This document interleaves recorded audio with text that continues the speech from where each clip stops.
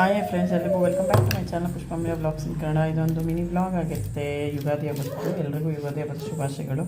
ಇಲ್ಲಿ ನಮ್ಮ ಕಡೆ ಊರಲ್ಲ, ಇದು ಸಿಟಿನೇನೆ. ಇಲ್ಲಿ ಬೇವಿಂದು ಚಿಗುರು, ಉರ್ಗಡ್ಲೆ, ಬೆಲ್ಲ, ಏಲಕ್ಕಿ ಬಾಳೆಹಣ್ಣು ಈ ಥರ ಹಂಚ್ಬಿಟ್ಟು ದೇವ್ರ ನೈವೇದ್ಯ ಮಾಡಿ ಮನೆಗೆ ಒಂದು 5 ಮನೆ 9 ಮನೆ ಹಂಚ್ತಾರೆ. ಎಲ್ರಿಗೂ ಯುಗಾದಿ ಹಬ್ಬದ ಶುಭಾಶಯಗಳು.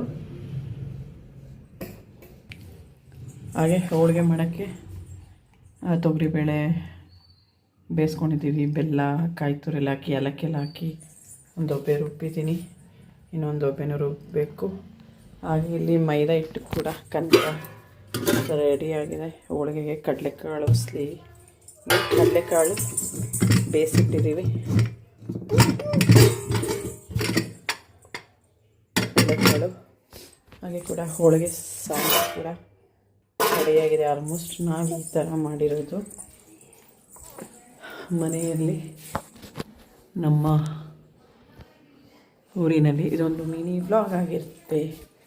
ಈ ಥರ ದೇವ್ರ ಮನೆ ಸಿಂಪಲಾಗಿ ಪೂಜೆ ಮಾಡ್ಕೊಂಡಿದ್ದೀವಿ, ನೋಡ್ಬೋದು. ಈ ಥರ ಎಲ್ರಿಗೂ ಯುಗಾದಿ ಹಬ್ಬದ ಶುಭಾಶಯಗಳು. ಎಲ್ರಿಗೂ ಒಳ್ಳೆಯದಾಗಲಿ. ಓಕೆನಾ? ಈ ಥರ ಇದೆ. ಇದೊಂದು ಮಿನಿ ವ್ಲಾಗ್ ಆಗಿರುತ್ತೆ. ಬಾಯ್ ಬಾಯ್.